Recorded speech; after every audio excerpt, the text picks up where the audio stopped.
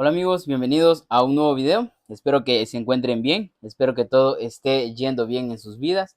Y el día de ahora, como estarán viendo en el título del video, quiero responder a la objeción de, puesto que los milagros contradicen la ciencia, estos no son ciertos. Eh, este es el segundo video de, bueno, es la segunda objeción y es el tercer video de la serie El caso de la fe, del autor Lee Strobel. Estamos estudiando este libro. Les invito a que ustedes lo lean por su propia cuenta. El libro yo lo compré en Amazon en la versión Kindle. Se me hace más fácil. Les invito a que ustedes lo compren ahí también. Y si no, pues yo lo traigo acá en forma de audio y comento algunas cosas con las que yo tal vez no estoy tan de acuerdo con lo que dicen los eruditos. En este libro, Lee Strobel lo que hace es entrevistar a personas especialistas, digámoslo así, en los temas en los cuales él quiere profundizar.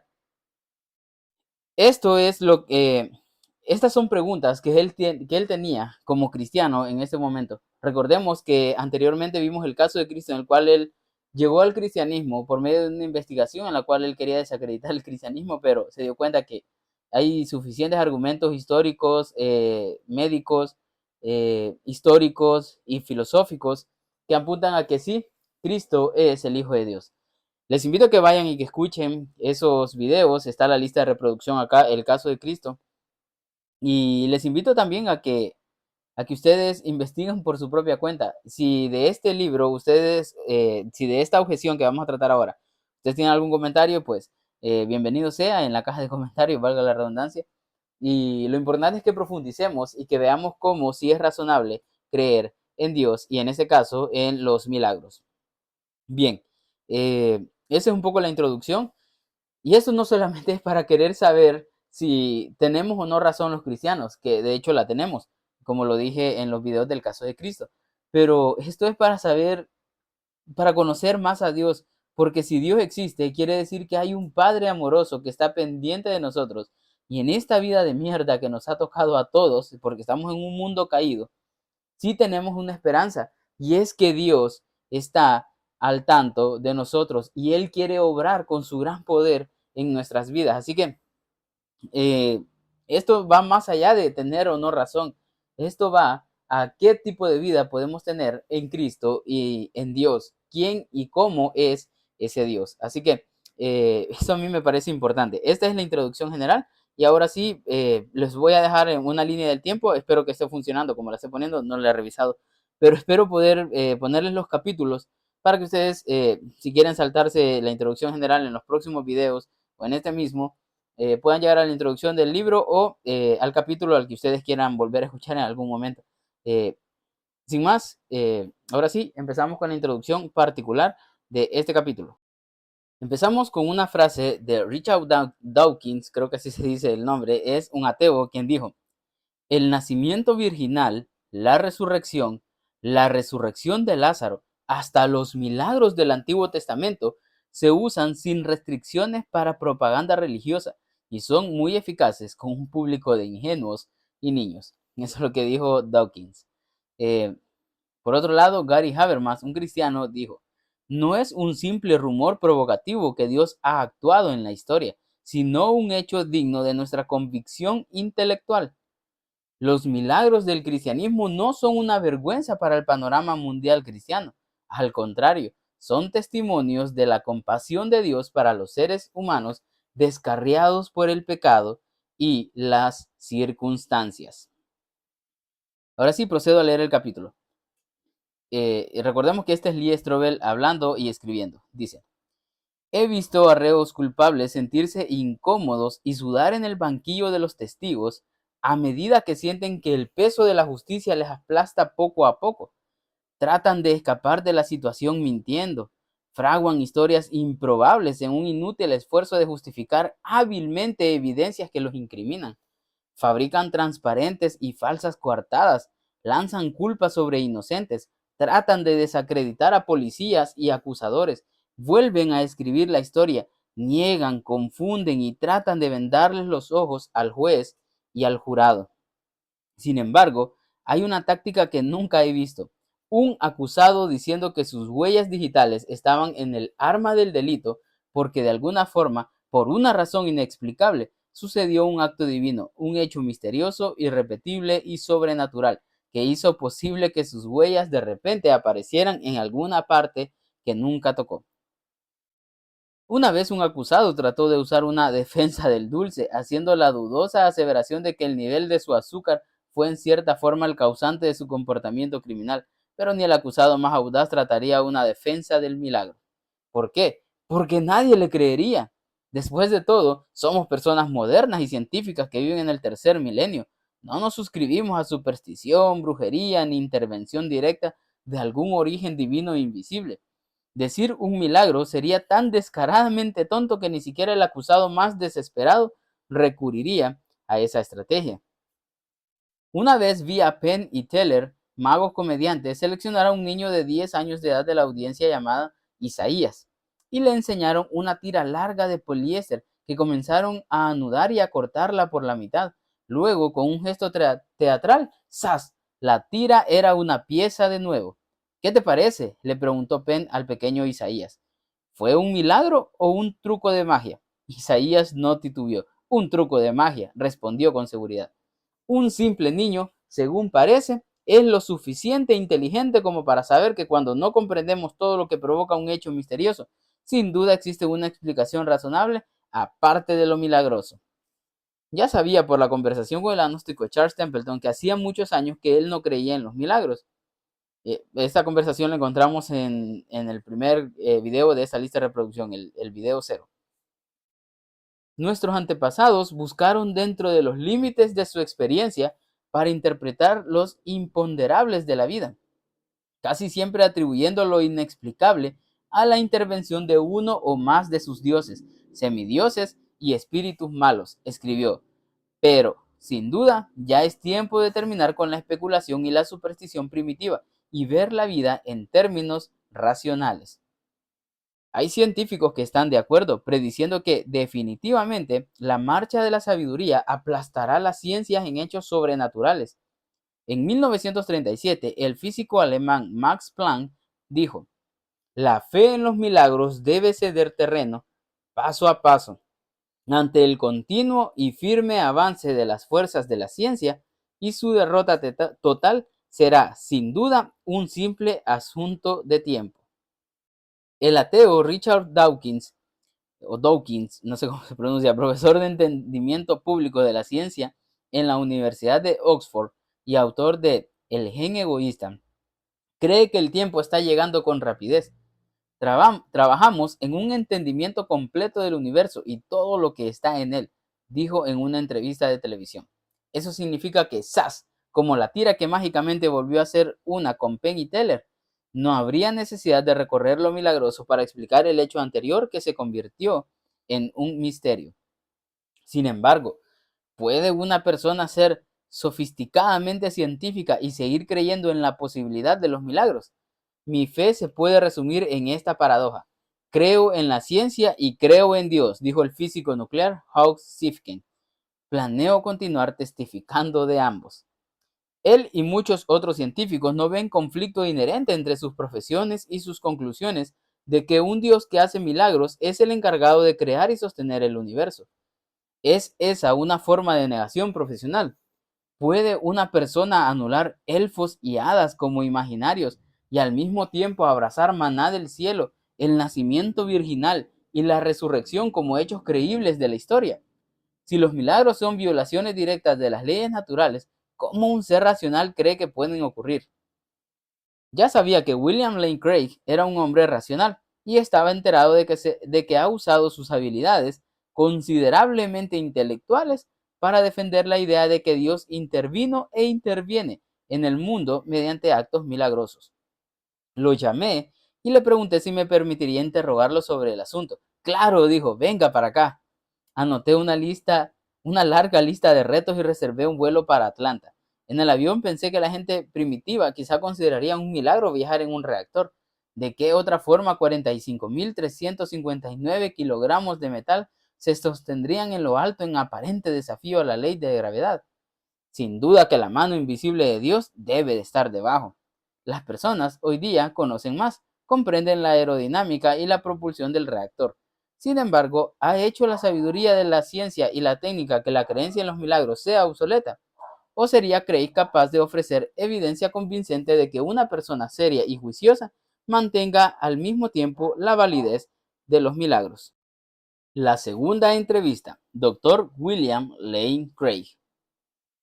Mi reacción inicial al ver a Bill Craig fue de asombro. Su barba, que por 23 años le había dado un porte serio y académico, ya no existía. Mi cara debe haber mostrado mi asombro. Cumplí 50 años, explicó, así es que celebré afeitándomela. Craig me vio bajando por las escaleras hacia su oficina, una habitación bien organizada en la que predominaba un gran escritorio de madera y estantes desde el suelo hasta el techo, con filas bien ordenadas de libros y publicaciones intelectuales. Me senté en una cómoda silla mientras Craig se sentaba detrás del escritorio, recostándose en una silla de oficina forrada con cuero negro que chirrió con fuerza. Craig ha escrito ampliamente acerca de los milagros, sobre todo de la resurrección de Jesús. Sus libros incluyen Fe razonable, Conozca la verdad sobre la resurrección, El argumento histórico sobre la resurrección de Jesús y Evaluación de la evidencia del Nuevo Testamento para la historia de la resurrección de Jesús. También contribuyó en el libro En defensa de los milagros, Existe Dios, Jesús bajo ataque y Los intelectuales hablan sobre Dios. Tiene doctorados en filosofía de la Universidad de Birmingham, Inglaterra, y en teología de la Universidad de Múnich. En la actualidad es profesor de investigación de filosofía en la Escuela de Teología de Talbot. Es miembro de 9 sociedades profesionales, incluyendo la Academia Estadounidense de Religión, Sociedad de Literatura Bíblica y la Asociación Filosófica Estadounidense. También ha escrito para Estudios del Nuevo Testamento, Jornal para el Estudio del Nuevo Testamento, Periódico de la Afiliación Científica Estadounidense, Perspectivas del Evangelio, Filosofía y otras publicaciones profesionales. Sin barba y vestido de pantalones vaqueros, Craig parecía 10 años más joven, con ojos azules penetrantes, pelo café peinado casual hacia un lado y una risa rápida y entusiasta. Se sobó la barbilla, echando de menos su barba de forma subconsciente, mientras escuchaba con atención mi primera pregunta, la que admito llegó con un aire de reto. Bueno, doctor Craig, usted es un individuo inteligente y educado, comencé. Dígame, ¿cómo puede una persona moderna y racional todavía creer en bebés que nacen de vírgenes, gente caminando sobre las aguas y cadáveres levantándose vivos de las tumbas? Es divertido que me pregunte específicamente del nacimiento virginal, respondió con una sonrisa, porque eso fue mi mayor tropiezo en mi conversión al cristianismo. Lo consideraba totalmente absurdo. De veras, dije, ¿qué pasó? La primera vez que me predicaron el mensaje cristiano cuando era un adolescente, ya había estudiado biología. Sabía que para que el nacimiento virginal fuera cierto, un cromosoma Y tenía que crearse de la nada en el óvulo de María, porque ella no poseía el material genético para producir un bebé varón. Para mí esto era del todo fantástico, simplemente no lo entendía. No está solo, observé. Otros escépticos también tienen problemas con esto. ¿Cómo procedió? Bueno, dijo Craig después de pensar por un momento. En cierto modo aparté ese asunto y me convertí en cristiano de todos modos, aunque en verdad no creía en el nacimiento virginal. Sin embargo, más tarde se me ocurrió que si en realidad creía en un Dios que creó el universo, para él crear un cromosoma Y sería un juego de niños.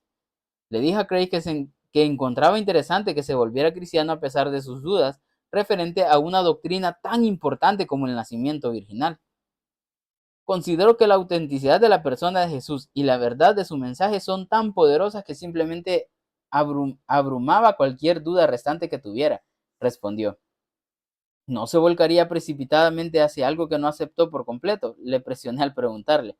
No, creo que esto es un buen procedimiento, dijo. Para tener fe no se necesita la respuesta a todas las preguntas, solo hay que decir, el peso de la evidencia parece demostrar que esto es cierto.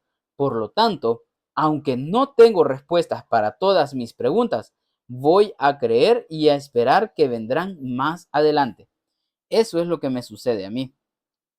¿Tiene una persona que suspender su juicio crítico para creer en algo tan importante como un milagro? Craig se sentó recto en su silla y levantó el dedo índice como para fijar su idea. Solo si cree que Dios no existe, enfatizó. Entonces estaría de acuerdo. Lo milagroso sería absurdo. No obstante, si hay un creador que diseñó y le dio vida al universo, que sustenta su existencia a cada momento, que tiene la responsabilidad de las muy naturales leyes que gobiernan el mundo físico, sin duda es racional creer que lo milagroso es posible. Milagros contra ciencia. Ya dábamos paso a la entrevista, pero seguíamos sin detenernos para definir nuestros términos. Antes de ir más adelante, sabía que era importante que partiéramos del significado de milagro. La emprendimos con la palabra sin mucho orden ni concierto, dije. Recordando mi día hasta el momento, agregué. Por ejemplo, yo diría, fue un milagro que hiciera mi viaje a Atlanta. O es un milagro que encontrara su casa. ¿Es esto ser muy liberal con la palabra?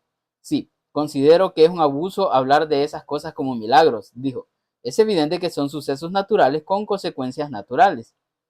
Entonces, ¿cómo define el término? Craig detalló su definición con precisión.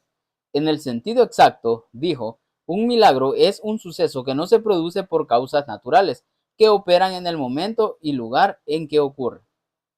En silencio repetí la definición para grabarla en mi mente tal y como la dijo. Reflexioné sobre ello antes de continuar con lo que consideré que era la siguiente pregunta lógica. Vuelvo a leer la frase que dijo Craig. En el sentido exacto, un milagro es un suceso que no se produce por causas naturales, que operan en el momento y lugar en que ocurre. Sin embargo, ahora sí sigo con lo que decía Lestrade. Sin embargo, ¿es que entonces no hay una contradicción entre la ciencia y los milagros?, pregunté. El filósofo ateo Michael Ruse dijo, los seguidores del creacionismo creen que el mundo empezó milagrosamente. Sin embargo, los milagros están fuera de la ciencia, la cual por definición se enfrenta a lo natural, a lo que se repite, a lo que gobierna ley. Fíjese que Ruse no dice que los milagros son contradictorios a la ciencia, indicó Craig. Afirma que los milagros están fuera de la ciencia y eso es muy diferente. Pienso que un cristiano que cree en los milagros estaría de acuerdo con él en eso. Quizá diría que los milagros, correctamente hablando, están fuera de la jurisdicción de las ciencias naturales, pero eso no significa que contradigan a la ciencia. Traté de asimilar la distinción. ¿Puede pensar en otro ejemplo similar a este?, pregunté. Craig pensó por un momento antes de contestar. Pues bien, la ética, por ejemplo, no es de la competencia de la ciencia, respondió. La ciencia no hace juicios éticos.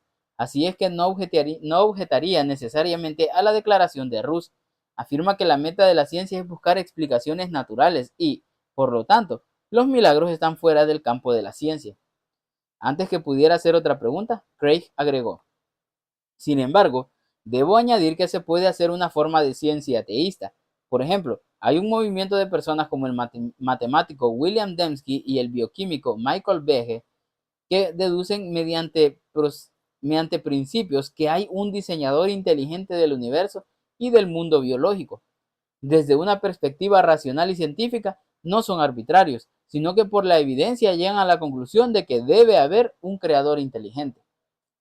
Entonces, dije, usted no está de acuerdo con el gran escéptico David Hume, quien define los milagros como una violación de las leyes de la naturaleza. Sí, absolutamente. Ese es un falso concepto de los milagros, dijo. Analice las leyes naturales. Tienen condición ceteris paribus, implícito, que en latín significa existencia igual para todas las otras cosas.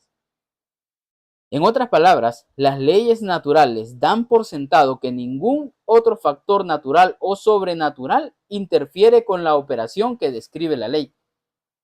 ¿Me puede dar un ejemplo de eso? Los ojos de Craig recorrieron el cuarto en busca de una ilustración. Al final, se detuvo en una tan cerca como su propio cuerpo. Pues bien, la ley natural es que cuando se combinan el oxígeno y el potasio, prendan fuego, explicó. Aunque yo tengo oxígeno y potasio en mi cuerpo, no estallo en llamas. ¿Quiere decir que eso es un milagro y que estoy violando las leyes de la naturaleza? No, porque la ley solo dice que sucede bajo condiciones idealizadas, afirmando que ningún otro factor está interfiriendo. Sin embargo, en este caso, hay otros factores que interfieren en la combustión, de modo que no sucede. Eso no es una violación de la ley. Por otra parte, si hay un agente sobrenatural que obra en el mundo natural, las condiciones idealizadas descritas por la ley ya no están en vigor. La ley no se viola porque tiene esta provisión implícita que nada provoca las condiciones. Le dije a Craig que con su explicación recordé una conversación que tuve muchos años atrás con J. P. Moreland, el notable filósofo que escribió El cristianismo y la naturaleza de la ciencia. Él usó una ilustración de la ley de gravedad, la cual dice que si uno bota un objeto, caerá en la tierra. No obstante, dijo que si una manzana cae de un árbol y si uno extiende la mano para agarrarla antes que caiga al suelo, no viola ni niega la ley de la gravedad, simplemente interviene. Sí, esa es mi idea con la condición ceteris paribus, dijo Craig. La ley de gravedad dice lo que pasará bajo condiciones idealizadas sin la intervención de algún factor natural o sobrenatural. Al impedir que la manzana caiga a la tierra, no significa que cambió la ley de la gravedad, ni que haga falta una nueva formulación de la ley. Es solo la intervención de una persona con entera libertad, que anula las causas naturales en esas circunstancias. En particular, y eso en esencia es lo que Dios hace cuando permite que ocurra un milagro. Eso tuvo sentido para mí. Ya sabía, sin embargo, que aún así algunos científicos rechazarían lo milagroso como pura superstición. Decidí seguir más adelante con esta clase de interrogatorio. Hechos reales de Dios.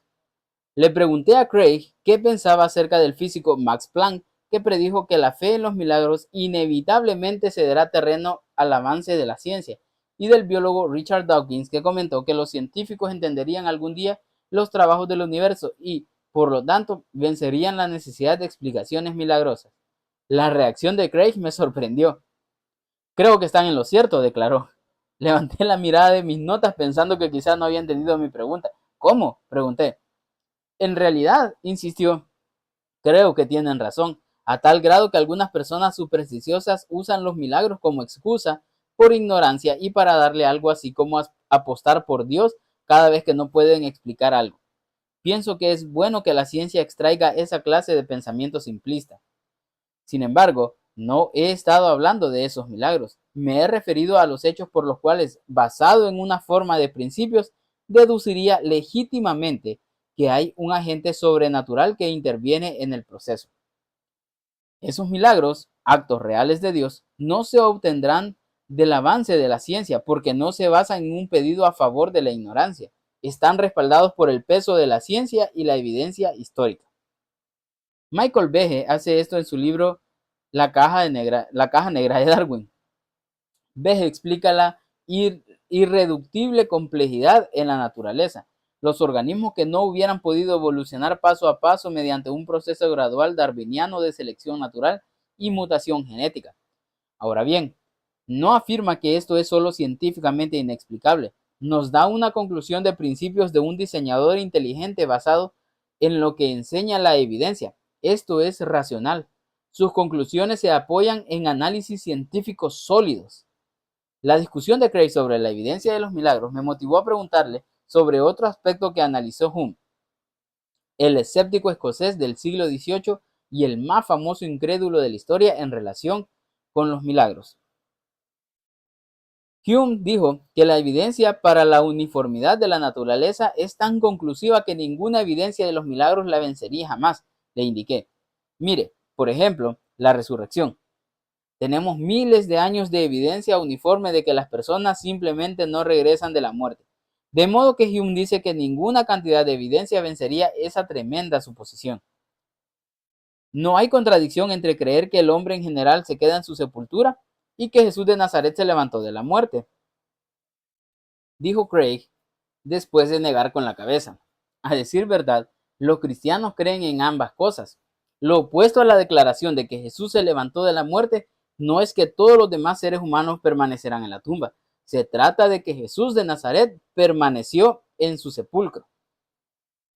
A fin de argumentar en contra de la evidencia de la resurrección, uno tiene que presentar evidencias en contra de la misma, no la evidencia de que todos los demás siempre permanecerán en su sepulcro. De modo que creo que este argumento es simplemente fraudulento. Ahora bien, estaría de acuerdo con Hume en que una resurrección natural de Jesús de la muerte, sin ninguna clase de intervención divina, es descomunalmente improbable. Sin embargo, esta no es la hipótesis. La hipótesis es que Dios levantó a Jesús de la muerte. Eso no dice nada en contra de las leyes de la naturaleza. Lo que dice es que los muertos no regresan a la vida en una forma natural. Evidencia extraordinaria. Aunque entendía lo que quería decir Craig, deseaba seguir avanzando por este rumbo.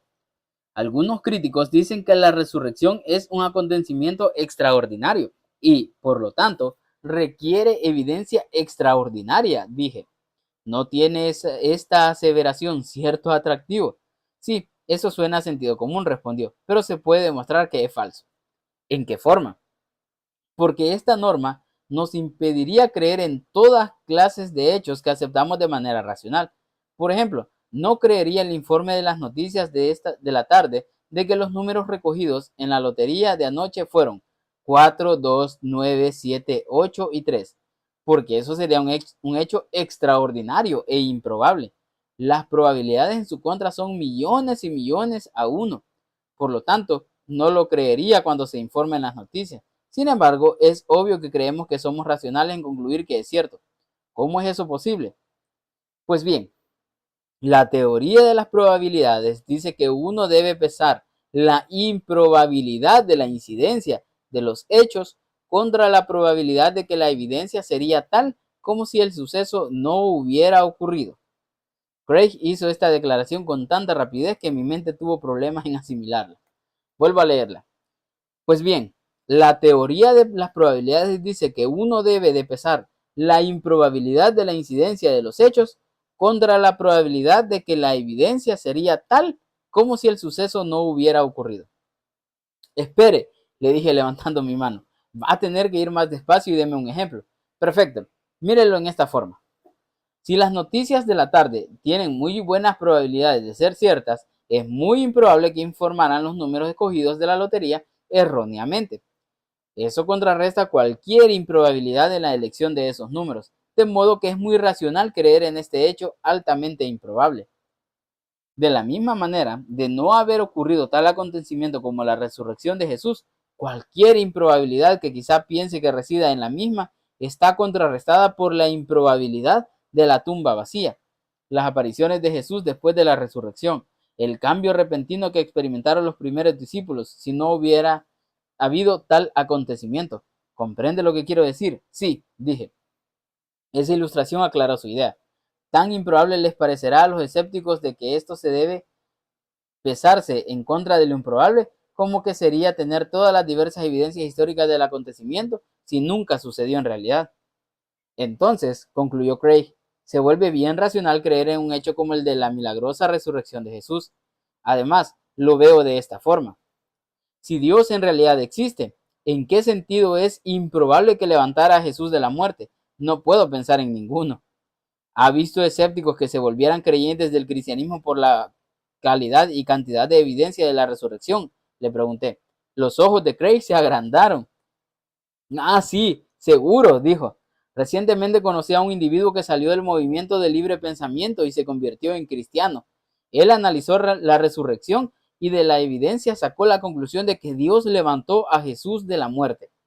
No cabe duda de que sus colegas librepensadores la arremetieron en su contra llenos de amargura. Él dijo, ¿por qué son tan hostiles? Yo solamente seguí los principios del libre pensamiento y a esto me llevó la evidencia y la razón. Me reí entre dientes. Usted se refiere a que algunas personas no son tan librepensadoras como les hacen creer a otros. Francamente, respondió, creo que muchos escépticos actúan con mente cerrada. Como ex escéptico he notado el mismo fenómeno. ¿Se refiere al hecho de que algunos de ellos desechan hasta la posibilidad de los milagros desde el principio? Pregunté. Precisamente, dijo Craig. Los especialistas en doctrina de la lógica tienen un término, conclusión a la mejor explicación. Esto quiere decir que usted tiene un conjunto de datos que explicar y luego tiene un fondo de opciones reales o varias explicaciones para esos datos. Necesita elegir cuál explicación de las de ese fondo, aunque ciertas, explica mejor los datos observados. Algunos escépticos, sin embargo, no permitirán explicaciones sobrenaturales aún para buscar en el fondo de opciones reales. Por consiguiente, si no hay explicación natural por el hecho, simplemente lo dejan con la ignorancia. Eso es prejuicio. Aparte de alguna prueba del ateísmo, no hay autorización para excluir las explicaciones sobrenaturales de explicación sobrenatural de la existencia de un miembro del fondo de opciones reales. Si no las pone en ese fondo, tiene que ser un investigador franco y honrado para ver cuál es la mejor explicación de cada hecho. Los milagros de Jesús. Digamos que usted es un investigador sincero, dije, tomando su último pensamiento. ¿Qué buscaría para convencerle de que ocurrió algo milagroso? Tendría que tener varios criterios. Tendría que investigar para ver si por algo no se puede explicar desde el punto de vista de las fuerzas naturales y que actuaban en ese tiempo y lugar. Y usted buscaría en un contexto histórico religioso. Yo quería seguir con esta idea del contexto. Hume dijo que si los historiadores se ponían de acuerdo en forma uniforme de que la reina de Inglaterra murió y luego reapareció viva un mes más tarde, estaría dispuesto a aceptar cualquier otra explicación menos que Dios hizo un milagro. Le pedí a Craig que me dijera lo que pensaba al respecto. Estaría de acuerdo que un milagro sin contexto es, en esencia, ambiguo, respondió Craig. El contexto de un milagro nos ayudaría a determinar si es de Dios o no. Por ejemplo, a la revivificación de la reina le haría falta cualquier contexto religioso y básicamente sería una franca e inexplicable anomalía. Sin embargo, ese no es el caso con Jesús.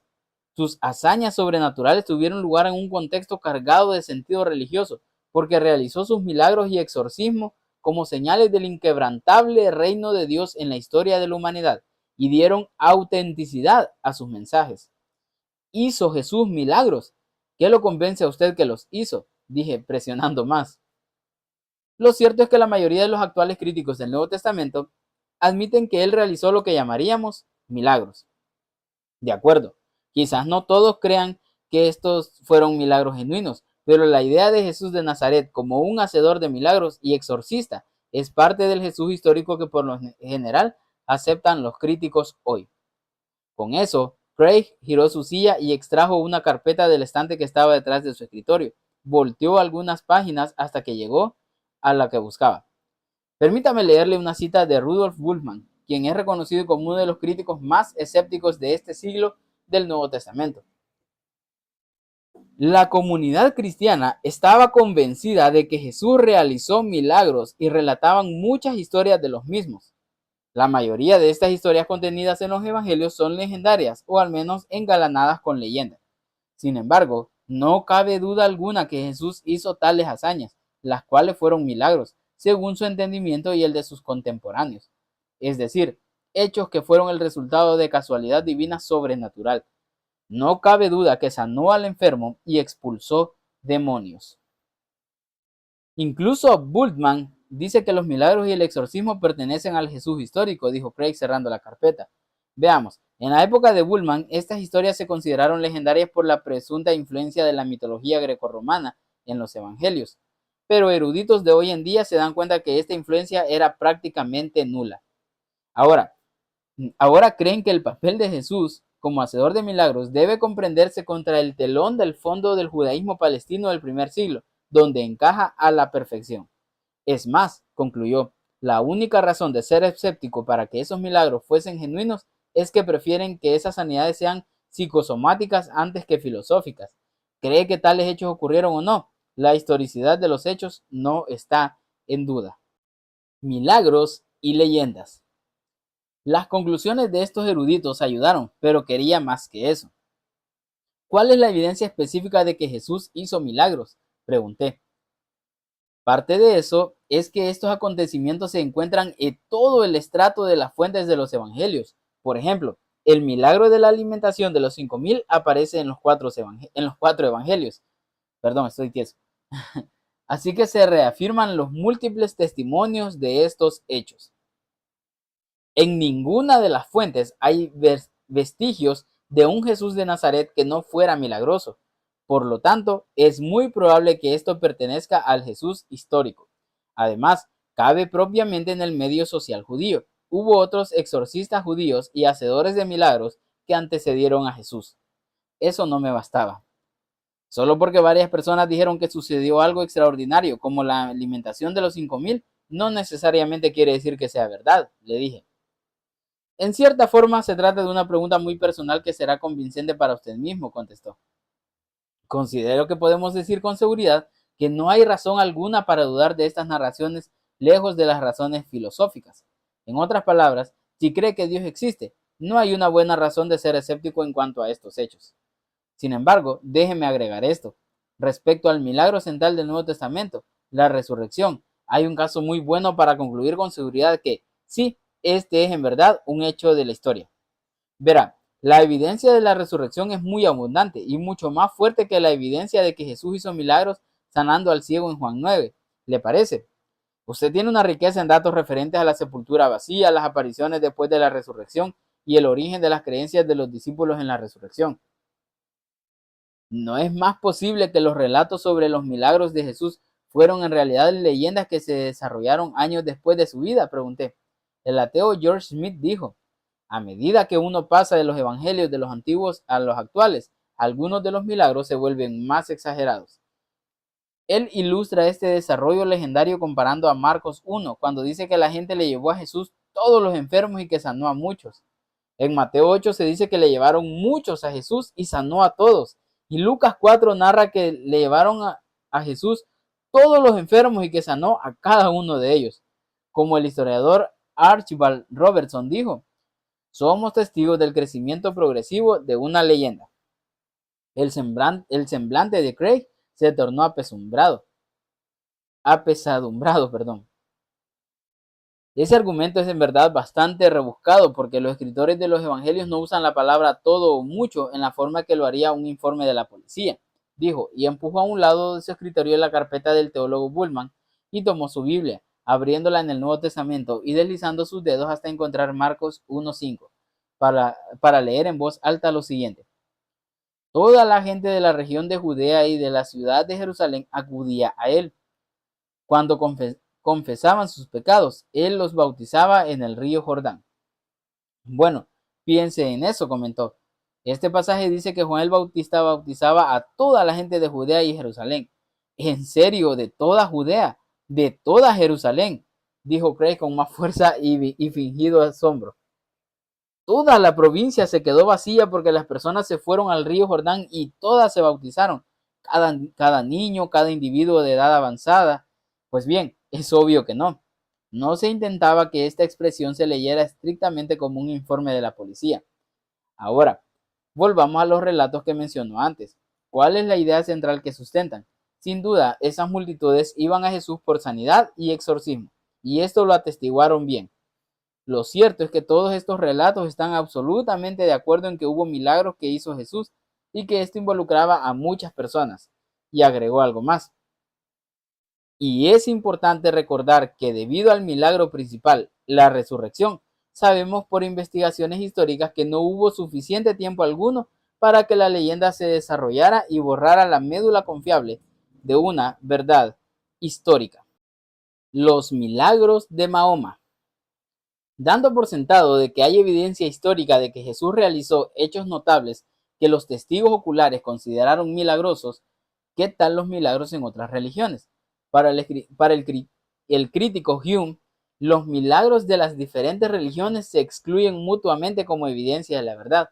Por ejemplo, la tradición islámica dice que Mahoma subió al cielo en una mula, que sanó la pierna fracturada de un compañero, que alimentó a grandes grupos con muy poco alimento, que transformó una rama de árbol en una espada de hierro y que ejecutaba otros hechos sobrenaturales. Si Jesús y él hicieron milagros similares, le dije a Craig, eso no disminuye lo extraordinario de Jesús y niega que los milagros son evidencia de su verdad. Creo que esto se basa en una mala interpretación del islamismo, dijo un poco indeciso y frunciendo las cejas. Puede que me equivoque, pero según leí en el Corán, no existe ningún milagro, aparte del supuesto milagro del mismo Corán. De acuerdo, repuse, excepto por unos pocos pasajes controvertidos. Considero que, por lo general, los intelectuales interpretan así el Corán. Sin embargo, me refería a que estos milagros se describen en la tradición islámica, que es donde proliferan en verdad. Craig rebuscó en su mente y luego entró de lleno en el asunto. Ah, sí, precisamente los milagros se mencionan en el llamado Hadith, dijo. Y aquí lo que es importante. Esta tradición islámica llega centenares de años después de la vida de Mahoma y, por lo tanto, no es comparable con los evangelios, los cuales se escribieron durante la primera generación, cuando todavía estaban vivos los testigos oculares. Por ejemplo, en 1 Corintios 15, los informes de las apariciones de Jesús después de la resurrección se remontan a los primeros 5 años después del acontecimiento, de modo que estos son datos recientes que no pueden ser el resultado del desarrollo legendario. Esto simplemente no es comparable a esas historias legendarias acerca de Mahoma que se acumularon muchísimos años más tarde en la tradición islámica. ¿Cree que es significativo que ni el mismo Corán enfatice los milagros de Mahoma en la forma en que la Biblia lo hace acerca de Jesús? Quizá en la percepción de que parece que el Hadith le hizo falta más tarde inventar milagros para Mahoma. Él mismo nunca proclamó ninguna de tales cosas. Básicamente estas historias ilustran cómo, a través de los siglos, surgen informes no históricos mediante las influencias legendarias, en contraste con los evangelios, donde las referencias sobre los milagros son parte de la fuente del primer estrato. No obstante, presentía una contradicción. Si la urgencia de las referencias a los milagros es importante, sin duda el libro de Mormones pasa ese examen. Allí hay afirmaciones de milagros que aparecieron poco después que presuntamente ocurrieron, por lo que no puede aceptarlos como ciertos, indiqué. En este caso, lo que tiene es simple charlatanería de José Smith, creador del mormonismo, respondió Craig. Es interesante que Smith y su padre, cuando vivían en Nueva York, estaban obsesionados en encontrar el oro enterrado del Capitán Kidd. Entonces, ¿qué dice Smith sobre lo que encontró más tarde? Los platos de oro del ángel Moroni, que luego desaparecieron y al parecer llevaron al cielo para nunca más verlos de nuevo. Lo que tiene aquí es un engaño muy elaborado, en comparación al de los evangelios, con la evidente sinceridad de las personas en lo que informaban. El problema del mormonismo es básicamente uno de incredulidad por la poca formalidad de José Smith y la descarada falta de confirmación, a diferencia de los evangelios, cuya credibilidad la han incrementado en gran medida los arqueólogos. En múltiples ocasiones los descubrimientos arqueológicos han fallado al respaldar el libro de los mormones. El lado personal de los milagros. Hasta el momento, mi discusión con Craig era estimulante, pero había permanecido exclusivamente en un plano intelectual. No obstante, mi intención era ser más personal a fin de explorar bajo la erudita persona de Craig y relacionar el asunto de los milagros a su vida privada. A pesar de todo, vacilé. A través de mis años de amistad con Bill Craig, había notado algunos retos físicos que enfrentaba. Por ejemplo, notaba cuando daba la mano que estaba retorcida. Por educación nunca le mencioné el asunto. Ahora, mientras explorábamos este punto, su aparente padecimiento formó una pregunta incómoda que ya no podía obviar. Si Dios puede hacer milagros, ¿por qué no ha sanado a alguien que le es tan devoto como lo ha sido Bill Craig? Así que comencé despacio. Mira, Bill, dije, ¿no es cierto que cree que Dios todavía hace milagros? No negaría que los milagros pueden suceder hoy día, dijo Craig. Si bien añadiría que no hay razón para esperarlo con tanta frecuencia, ni evidencia como los de Jesús. Los milagros tienden a agruparse alrededor de grandes momentos en la historia de la salvación, como el Éxodo o el ministerio de Jesús, quien vio sus milagros como señales del inquebrantable reino de Dios y sus exorcismos como señales de su habilidad de destruir los poderes de las tinieblas. Bien, aquí yo quiero hacer un paréntesis personal. Yo no estoy de acuerdo en que, porque es como yo lo entiendo, que él dice, yo no estoy de acuerdo en que los milagros solo pasan cuando, cuando hay movimientos grandes. Yo creo que Dios puede obrar en la vida de cada uno de nosotros. Y es que lo he visto en mi vida. Yo he estado solo en mi vida en momentos muy difíciles en los que he orado, ni le he pedido a nadie más que ore por mí. Simplemente se lo he pedido a Dios confiando en Él y Él ha obrado a mi favor. Él ha hecho milagros. Otros casos en los que con algún familiar, con algún amigo hemos orado por algo y Dios ha hecho el milagro, sin necesidad de tener un gran grupo de personas detrás o que estemos en un movimiento grande. No, Dios ha obrado. Hay otras ocasiones en las que obviamente no. Entonces, yo creo que los milagros siguen pasando y pueden pasarle a cada uno. Si vos necesitas un milagro, pedíselo a Dios y Dios puede obrar. Él dijo, pidan en mi nombre y mi Padre se los dará. Confiemos y pidámosle. Ahora, ese es un paréntesis, después podemos profundizar más en eso. Sigo con la lectura. Entonces dígame esto, le dije con suavidad.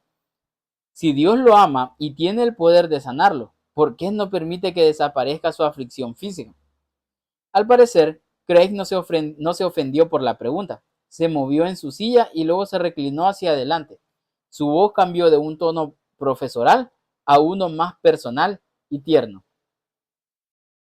El apóstol Pablo tenía lo que llamaba una espina en el cuerpo, por la que rogó al Señor 3 veces que se la quitara, comenzó Craig. Y la respuesta de Dios fue que le bastaba su gracia, ya que su poder se perfecciona en la debilidad. Ese pasaje ha sido un consuelo para mí en la vida. Se volvió a un lado, quizá para determinar cuánto iba a decir. Cuando me miró de nuevo, la marcada y dura intensidad de sus ojos azules se había suavizado a una sinceridad vulnerable.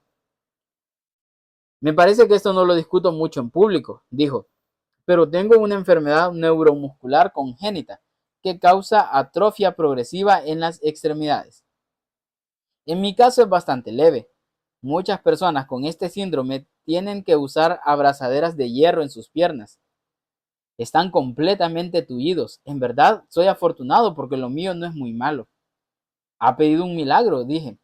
Como cristiano joven oré para que Dios me sanara. Sin embargo, no lo hizo, dijo y asintió con la cabeza. Aun cuando le hablaría de su problema y por su tono impersonal, supe que no buscaba compasión. Mi corazón voló a él. Está desilusionado, dije. Mis palabras parecían más una observación que una pregunta. Una pequeña sonrisa se dibujó en su cara. Lee, ¿sabe lo que me asombra? Preguntó con un inconfundible sentido de curiosidad. A medida que veo mi vida comprendo que Dios ha usado esta enfermedad en muchas maneras extraordinarias para moldearme tanto a mí como a mi personalidad. Puesto que no sería un atleta a fin de triunfar en algo, me dediqué a lo académico. En verdad, le debo mi existencia de erudito a esta enfermedad. Es lo que me impulsó a una vida del intelecto. También me ha afectado psicológicamente al darme un tremendo empuje hacia el éxito.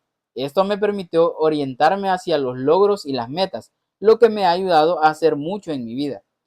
Así que en verdad he visto en mi vida de una forma muy personal lo que Pablo dijo, el poder se perfecciona en la debilidad.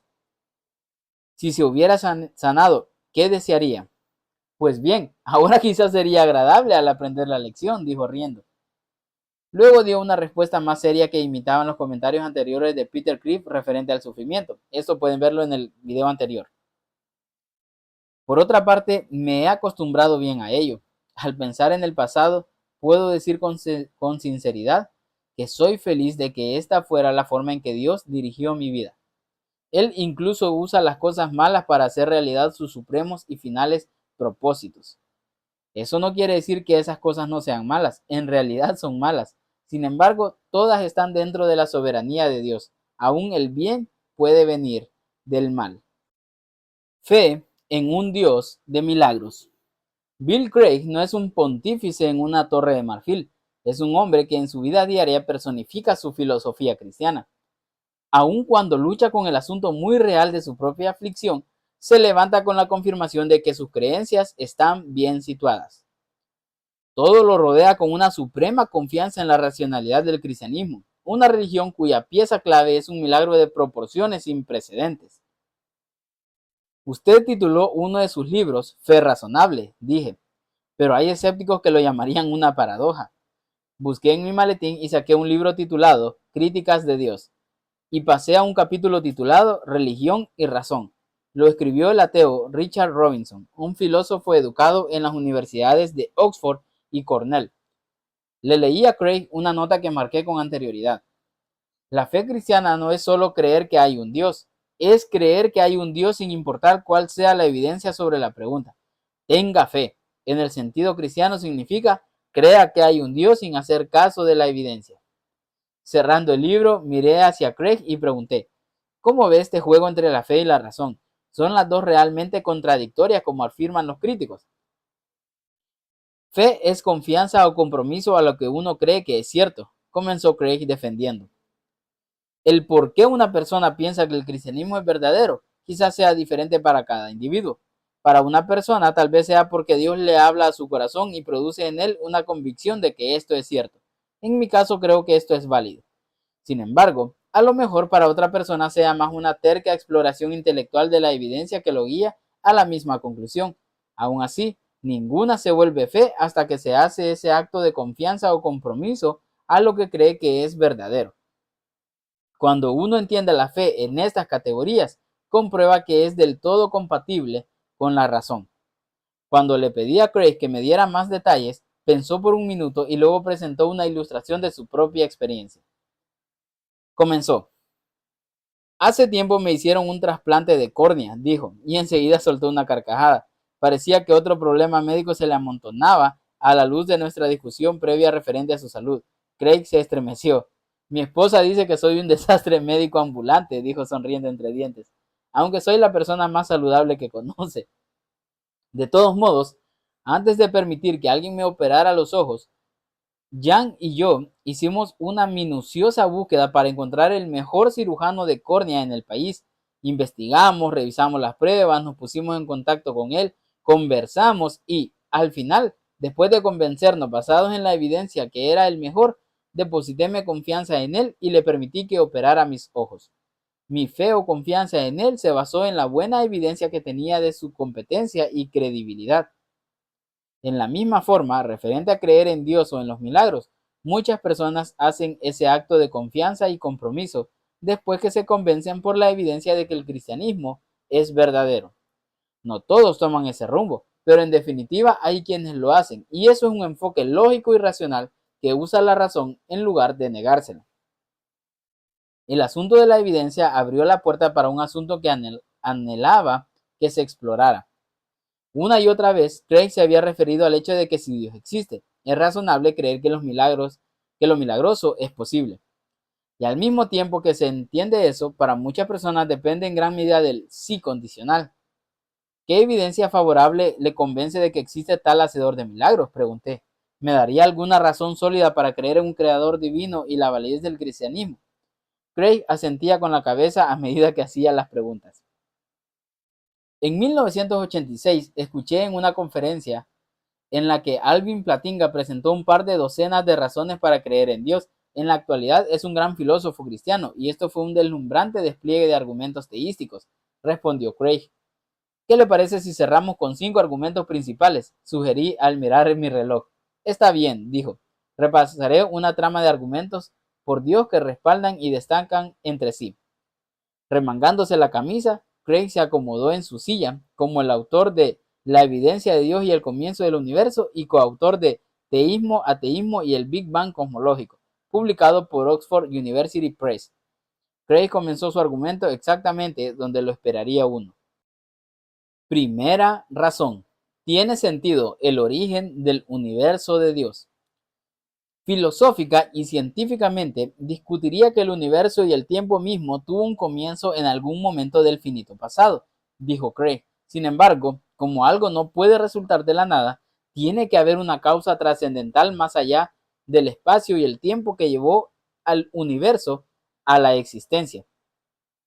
¿Y el universo vino de lo que se le ha llamado el Big Bang?, pregunté. Exactamente. Como dijo Stephen Hawking, casi todos ahora creen que el universo y el mismo tiempo tuvo un comienzo con el Big Bang.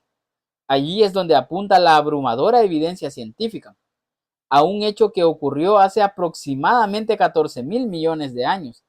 Ahora, este planteamiento es un gran problema para los escépticos. Como Anthony Kenny de la Universidad de Oxford dice, un defensor de la teoría del Big Bang, a menos si es ateo, debe creer que el universo vino de la nada y a través de la nada.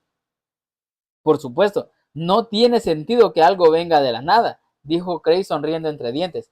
Lee, usted ha estado citando bastante al famoso escéptico David Hume en nuestra entrevista.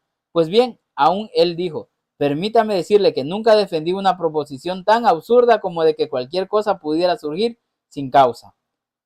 Los ateos reconocen esto. Por ejemplo, uno de los filósofos contemporáneos más prominentes, Kai Nielsen, dijo una vez: imagínese que de pronto oye un gran golpe y me pregunta, ¿qué fue ese golpe? Y yo le contesto, nada, solo sucedió. Usted no aceptaría eso. Y está absolutamente en lo cierto.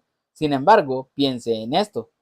Si debe haber una causa para un pequeño golpe, ¿tendría sentido que lo hubiera para un gran golpe?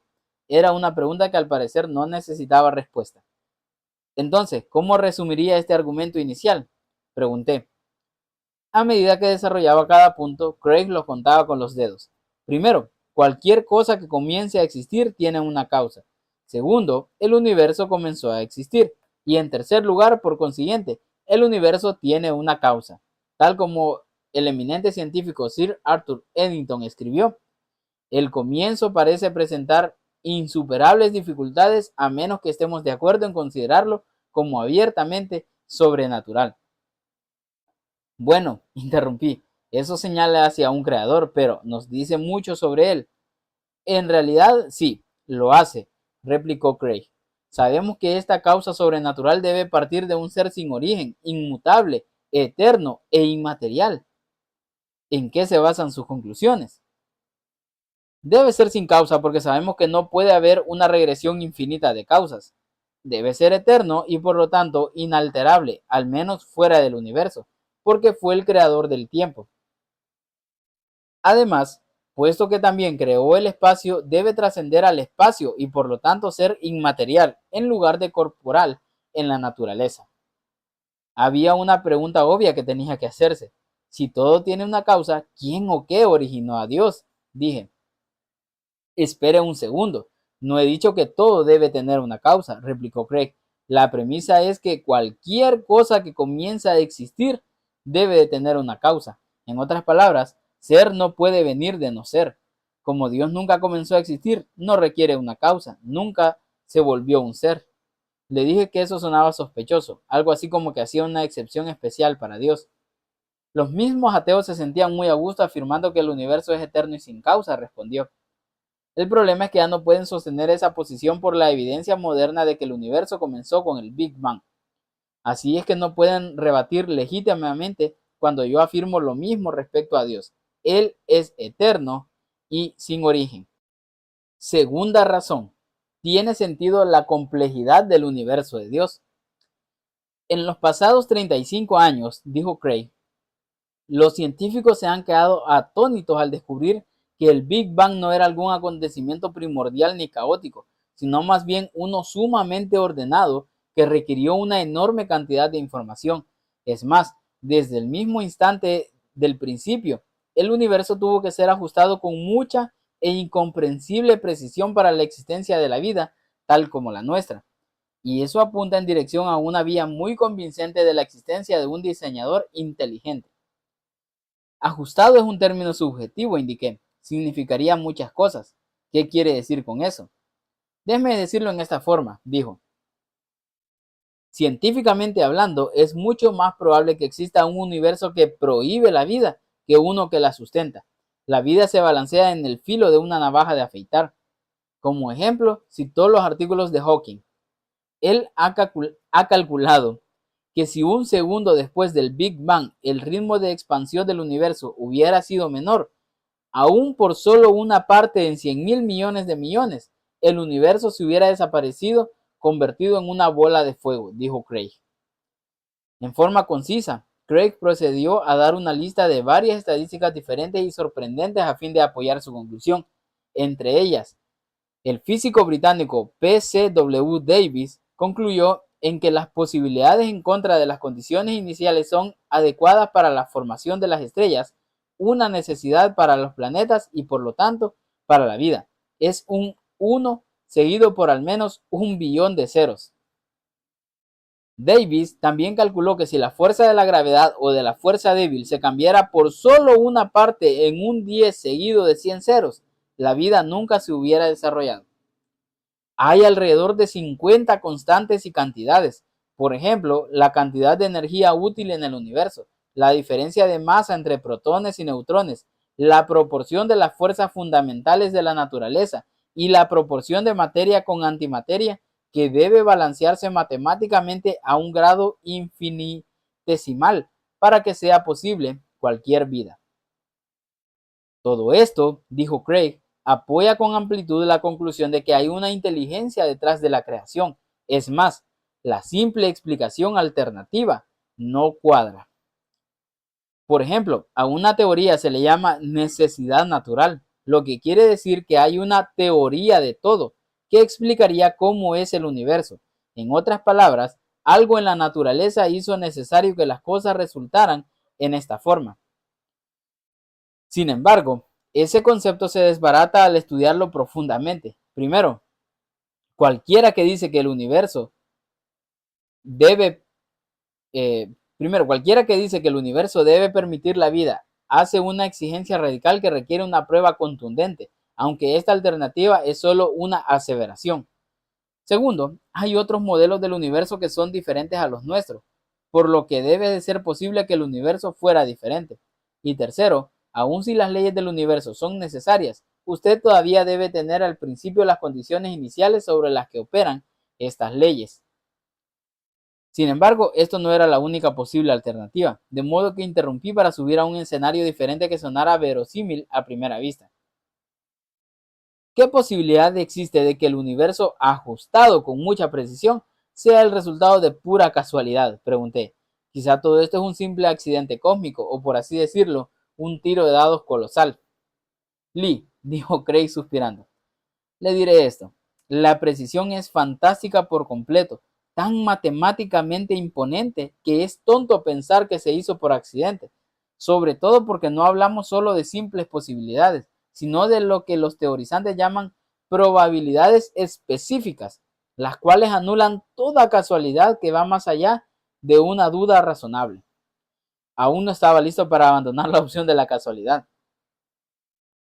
¿Y qué pasaría si hubiera un sinnúmero de universos que existen aparte de nosotros?, pregunté. Entonces las probabilidades serían de que uno de ellos tendría las condiciones adecuadas para sustentar la vida, y ese es en el que nos encontramos. Craig había oído esta teoría antes. Se trata de la hipótesis de los muchos mundos, dijo. Hawking hablaba de este concepto.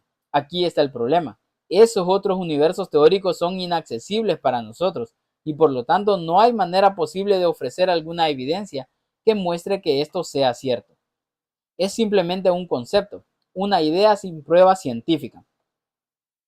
El prominente científico y teólogo británico John Pollinghorne lo ha llamado la pseudociencia y la conjetura metafísica. Y piense en esto. Si eso fuera cierto, haría imposible la conducta racional de la vida porque no sería posible explicar algo sin importar cuán improbable sea, mediante la postulación de un sinnúmero de universos. No comprendía mucho esa línea de razonamiento. ¿Qué quiere decir con eso?, pregunté.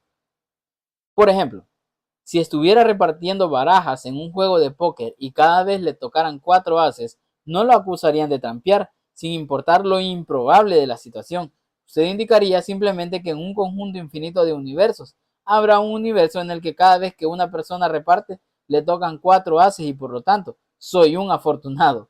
Lo único que sucede es que estoy en ese universo. Mire, esto es pura metafísica. No hay razón verdadera para creer que exista tal mundo paralelo. Al fin y al cabo, los escépticos tienen que buscar una teoría tan estrafalaria porque el ajuste con mucha precisión del universo apunta poderosamente hacia un diseñador inteligente. Algunas personas harán de cualquier cosa una hipótesis para evitar llegar a esa conclusión. Ya sabía que este asombroso y preciso balance del universo era uno de los factores principales que condujo a Patrick Lynch, educador en Harvard y director asociado y erudito residente del Instituto para Estudios de Principios Comunitarios en la Universidad George Washington, a abandonar el ateísmo y convertirse en cristiano. En su libro Dios, la evidencia, hace agujeros en teorías alternas tales como cuantos mecánicos y universos bebés al llegar a esta conclusión. Hoy, los datos concretos señalan contundentemente en dirección a la hipótesis de Dios. Los que desean oponérsele no tienen teoría comprobable que ordenar, solo especulaciones referentes a universos nunca vistos, hilados en la imaginación fértil de los científicos. Es irónico, pero la imagen del universo que nos donó la más avanzada ciencia del siglo XX está más cerca en espíritu de la visión presentada en el libro de Génesis que cualquier cosa que ofreció la ciencia desde Copérnico. Tercera razón, tienen sentido los valores morales objetivos de Dios. Al principio, Craig resumió su siguiente punto sucintamente. Un tercer factor que apunta hacia Dios es la existencia de valores morales objetivos del universo. Si Dios no existe, tampoco existen los valores morales objetivos. De eso, por supuesto, surgió la pregunta sobre qué quería decir por valores objetivos. Craig se apresuró en agregar una definición y una ilustración. Los valores morales objetivos son válidos e independientemente obligatorios si alguien cree en ellos o no, explicó.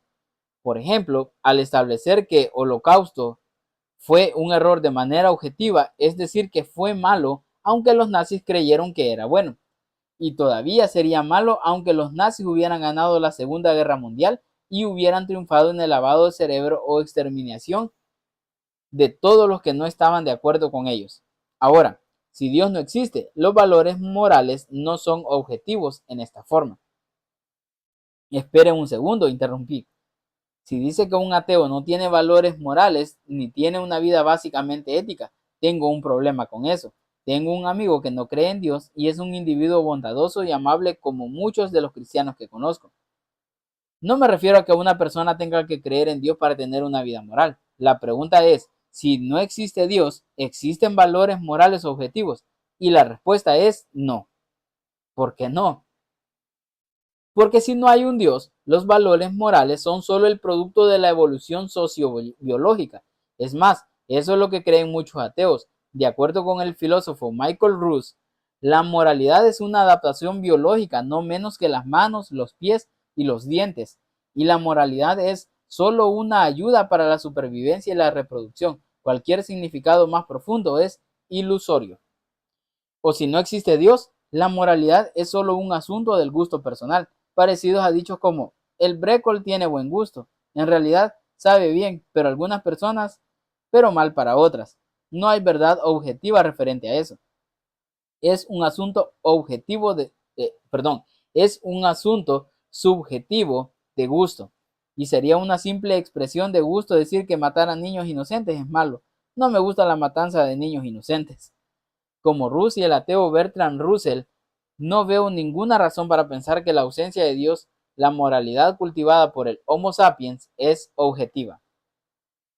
Después de todo, si Dios no existe, ¿qué hay de tan especial en el ser humano?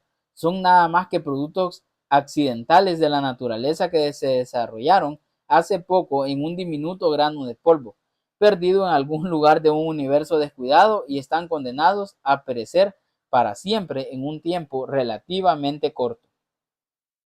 Desde el punto de vista ateo, alguna acción como la violación quizá no sea una ventaja social y, por lo tanto, se convierte en tabú a través del desarrollo humano. Sin embargo, eso no prueba que la violación es mala. A decir verdad, es concebible que la violación quizás sea provechosa para la supervivencia de las especies. Por consiguiente, sin Dios no hay ni bien ni mal absoluto que se imponga sobre nuestras conciencias. Sin embargo, todos sabemos desde lo más profundo de nuestro corazón que sí existen los valores morales objetivos. Todo lo que tenemos que hacer para verlo es simplemente preguntarnos, ¿torturar a un niño por gusto es en verdad un acto moralmente neutral? Estoy convencido que diría lo siguiente, no, eso no es neutral desde el punto de vista moral, sino que en realidad es malo hacerlo. Y lo diría en total conocimiento de la teoría de la evolución de Darwin y el resto de las teorías. Una buena ilustración de esto es una carta para recaudar fondos enviada en 1991 por John Haley, el director ejecutivo de Amnistía Internacional, en la que dijo: les escribo hoy porque pienso que tienen mi misma profunda creencia de que en realidad hay algunos absolutos morales. Cuando se trata de torturar asesinatos aprobados por el gobierno, desapariciones, son atrocidades en contra de todos nosotros. Los hechos como las violaciones y el abuso infantil no son simples comportamientos que vienen a ser socialmente inaceptables, sino que son, sin duda, abominaciones morales. Son malas desde el punto de vista objetivo, y las cosas como el amor, la igualdad y el sacrificio propio son en realidad buenas en un sentido objetivo. Todos sabemos estas cosas en lo más íntimo de nuestro ser, y dado que estos valores morales objetivos no existen sin Dios, y es indiscutible que existen, resulta que lógico e inevitablemente Dios existe. Cuarta razón. Tiene sentido la resurrección de Dios. Con este punto, Craig dijo que cambiaría un poco la marcha. Hemos dicho que si tenemos buenas razones para creer en Dios, podemos creer en los milagros, dijo. He dado razones que apuntan hacia la existencia de Dios. Sin embargo, los milagros en sí también pueden ser parte del caso acumulativo para Dios. Es cierta, por ejemplo, la resurrección. Si Jesús de Nazaret de veras regresó de la muerte, tenemos un milagro divino en nuestras manos y, por lo tanto, la evidencia de la existencia de Dios. Le pregunté a Craig que resumiera por qué cree que la evidencia histórica señala hacia esa conclusión. Sin embargo, enfaticé, no dé por sentado que el Nuevo Testamento es la palabra inspirada de Dios. Así que para el bien de su respuesta estuvo de acuerdo en considerar que el Nuevo Testamento es solo una colección de documentos griegos del primer siglo que pueden someterse a análisis como cualquier otro manuscrito antiguo. Hay al menos 4 hechos referentes al destino de Jesús que por lo general aceptan los historiadores del Nuevo Testamento desde un amplio espectro, comenzó Craig. El primero es que después que crucificaron a Jesús, José de Arimatea lo sepultó en una tumba. Esto es importante porque significa que el lugar de la sepultura lo conocían judíos, cristianos y romanos por igual. ¿Qué evidencia tiene de esto?, pregunté. La sepultura de Jesús se relata en una antiquísima información de Pablo. La sepultura de Jesús se relata en una antiquísima información que Pablo incluyó en su primera carta a la iglesia de Corintios. Esta información se puede fechar en los 5 años posteriores a la muerte de Jesús, así es que no era legendaria.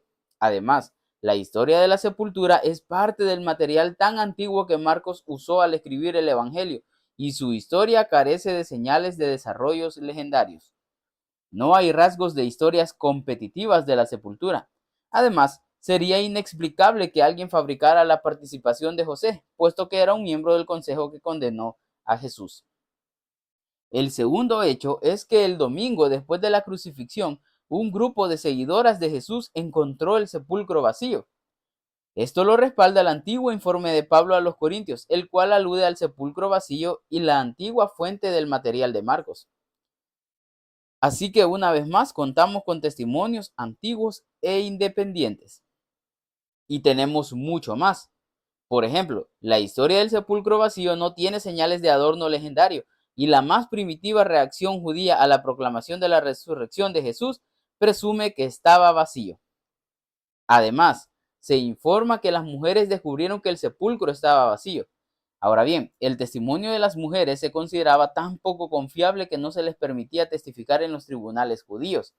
La única razón para incluir los altamente penosos detalles de que las mujeres encontraron el sepulcro vacío es que los escritores del Evangelio anotaban con gran fidelidad lo que pasaba en realidad. El tercer hecho es que en múltiples ocasiones y en varias circunstancias diferentes individuos y grupos de personas experimentaron apariciones del Jesús resucitado. Por varias razones, esto es bien sabido casi universalmente por los eruditos del Nuevo Testamento. Por ejemplo, la lista de testigos oculares de la resurrección de Jesús provista por Pablo a los Corintios garantiza que ocurrieron tales apariciones. Dada la antigua fecha de la información y los conocimientos propios de Pablo de las personas involucradas, esto no puede desecharse como legendario. También, las narraciones de las apariciones en los evangelios ofrecen múltiples e independientes testimonios acerca de las mismas. Aún el escéptico crítico del Nuevo Testamento Jerry Ludemann concluyó: Se puede tomar como históricamente cierto que Pedro y los discípulos tuvieron experiencia después de la muerte de Jesús en las que éste se les apareció como el Cristo resucitado. El cuarto hecho es que los primeros discípulos comenzaron a creer de pronto y con sinceridad que Jesús había resucitado de los muertos, a pesar de su predisposición a lo contrario. Las creencias judías excluyen la posibilidad de que alguien resucite de los muertos antes de la resurrección general al final del mundo. A pesar de eso, de repente los primeros discípulos comenzaron a creer con tanta convicción en que Dios levantó a Jesús que estaban dispuestos a morir por esa fe. El erudito en Nuevo Testamento, Luke Johnson, dijo: alguna clase de experiencia transformadora y poderosa se requiere para generar la clase de movimiento que fue el cristianismo primitivo. De acuerdo, entonces dije, ¿cuál es la mejor explicación para estos cuatro hechos? Con franqueza le diré que no hay absolutamente ninguna explicación naturalista que se ajuste, respondió. Los eruditos modernos han rechazado de manera universal todas las teorías como la que los discípulos se robaron el cuerpo o que Jesús no estaba en realidad muerto. En lo que a mí respecta, considero que la mejor explicación es la misma ofrecida por los testigos, que Dios levantó a Jesús de los muertos. A decir verdad, esta hipótesis tan sencilla pasa los 6 exámenes que los historiadores usan para determinar cuál es la mejor explicación dada a un conjunto de hechos históricos. Quinta razón: se puede experimentar a Dios inmediatamente. Craig dijo que este último punto no era tanto un argumento para la existencia de Dios. Se trata de afirmación de que se puede saber que Dios existe separado por completo de los argumentos al tener una experiencia inmediata con él. Los filósofos le llaman a esto una creencia bien básica. Lee, le ilustraré este concepto con una pregunta, dijo Craig mirándome directamente a los ojos.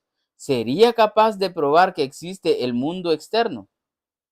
La pregunta me tomó desprevenido. Pensé en ella por un momento y no pude producir una secuencia lógica de argumentos que en forma indiscutible estableciera tal cosa. No estoy seguro de cómo lo haría, admití. Es cierto, replicó. Su creencia en la realidad del mundo externo es bien básica.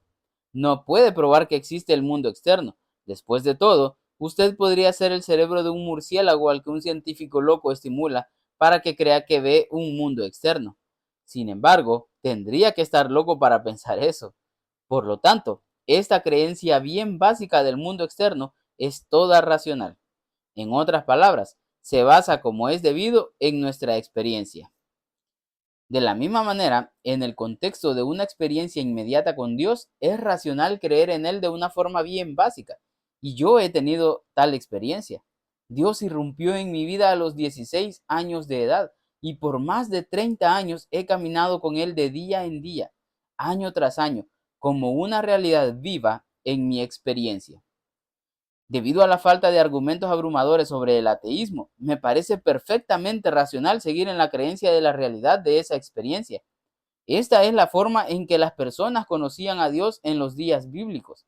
Como John Hick escribió, para ellos Dios no era una proposición que completa un silogismo, ni una idea adoptada por la mente, sino la realidad experimental que les dio significado a sus vidas. No obstante, interrumpí, ¿qué pasaría si un ateo dice lo mismo, que tiene una creencia bien básica de la inexistencia de Dios, de modo que está en un callejón sin salida? El filósofo William Alston dice que en ese caso, respondió Craig, el cristiano debe de hacer cualquier cosa que sea factible a fin de encontrar puntos en común, tales como hechos lógicos o empíricos, para enseñar en una forma no circular que el punto de vista es cierto. Eso es lo que he tratado de hacer en estos otros 4 argumentos. Sé que Dios existe en una forma bien básica y he tratado de demostrar que existe acudiendo a los hechos comunes de la ciencia, la ética, la historia y la filosofía. Tomadas en conjunto, forman un poderoso argumento para Dios y el cristianismo. Un toque en la puerta. Cuando observaba a Craig mientras decía a toda prisa sus razones para creer en Dios, noté que mostraba una serena certeza en lo que decía. Antes de que termináramos, deseaba llegar al fondo de lo que estaba produciendo esa convicción. Tal y como está sentado en este momento y desde lo más profundo de su alma, ¿sabe con seguridad que el cristianismo es verdadero? Pregunté. Sí, lo sé, respondió sin titubear. En el fondo, ¿cómo está tan seguro? En el fondo, la forma en que un cristiano sabe en realidad que el cristianismo es verdadero es por medio de la propia autenticación del testimonio del Espíritu de Dios, dijo.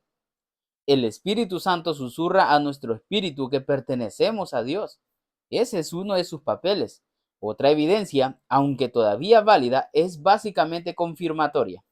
Craig pensó por un momento y luego preguntó, ¿conoce a Peter Grant, verdad? Repliqué que sí, que era amigo del pastor de Atlanta. Pues bien, dijo Craig, él presentó una gran ilustración de cómo actúa esto. Digamos que usted va hacia la oficina para ver si está su jefe. Ve su auto en el estacionamiento, le pregunta a la secretaria si se encuentra y ella dice, sí, acabo de hablar con él. Ve la luz debajo de la puerta de su oficina, usted le escucha hablar por teléfono. Basado en toda esta evidencia, tiene buena base para concluir que su jefe está en la oficina. Sin embargo, podría hacer algo muy diferente. Podría ir a la puerta y golpear en ella y encontrarse cara a cara con el jefe. Entonces, la evidencia del auto en el estacionamiento, el testimonio de la secretaria, la luz debajo de la puerta y la conversación telefónica, aunque sean válidos, tomaría un papel secundario porque ahora ya se encontró cara a cara con el jefe. Asimismo, cuando nos encontramos con Dios cara a cara, por así decirlo, todos sus argumentos y evidencias de su existencia, aunque todavía sean perfectamente válidos, toman un papel secundario. Ahora resultan la confirmación de lo que el mismo Dios nos ha enseñado de una forma sobrenatural a través del testimonio del Espíritu Santo en nuestros corazones. Y esta experiencia inmediata de Dios está al alcance de cualquiera que le busca, sin duda. La Biblia dice que Dios llama a la puerta de nuestra vida y que si las abrimos, lo encontraremos y lo experimentaremos personalmente. En Apocalipsis 3:20 nos dice, mira que estoy a la puerta y llamo. Si alguno oye mi voz y abre la puerta, entraré y cenaré con él y él conmigo. Craig hizo un gesto hacia la grabadora que había estado captando nuestra conversación. Hoy hemos estado hablando bastante sobre los milagros, dijo en conclusión. No es exagerado decir que los mayores milagros de todos son conocer a Dios personalmente y verlo cambiar vidas. Alcancé la grabadora y la apagué. Por mi propia experiencia con Dios, después de años de vivir en el lodo de la inmoralidad como un ateo, supe que estaba en lo cierto. Basado en cómo Dios ha transformado mi vida, mis actitudes, mis relaciones, mis motivaciones, mi matrimonio y mis prioridades mediante su actual presencia tan verdadera en mi vida. Me di cuenta en ese momento que los milagros, como el maná del cielo, el nacimiento virginal y la resurrección, en fin, son todos juegos de niños para un Dios como ese. Bien, aquí terminamos este segundo capítulo de este libro. Es el tercer video que le dedicamos. Es la segunda objeción. Y bueno, a los que han llegado hasta acá, gracias por llegar hasta acá, hasta esta parte. Y espero que esta información sea de bendición para ustedes. Y como terminó el doctor William Lane Craig, lo más importante es tener esa experiencia con Él y Él está al alcance de cada uno de nosotros y es maravilloso. Eh, la parte en la que dice de Apocalipsis 3:20, estoy a la puerta y llamo, si alguno oye mi voz y abre la puerta, entraré y cenaré con Él y Él conmigo. Eh, Van a cenar. Jesús quiere cenar con nosotros, pero Jesús no es como esos invitados molestos que dicen, mira, ya vine a tu casa, así que dame. No, Jesús dijo que es mejor dar que recibir y Él lo dijo porque Él así lo hace. Él prefiere dar antes de recibir y Él quiere darte sus bendiciones. Él quiere darte todos esos regalos hermosos que tiene para nosotros. Así que abrámosle la puerta a Dios. Él está llamándonos y te invito a que le abras la puerta de tu corazón a Él y que recibas todas las bendiciones que Él tiene para tu vida, empezando con la vida eterna, pero también en esa tierra podemos experimentar toda su gloria. Así que Sin más, gracias por estar acá. Un saludo y mucho ánimo.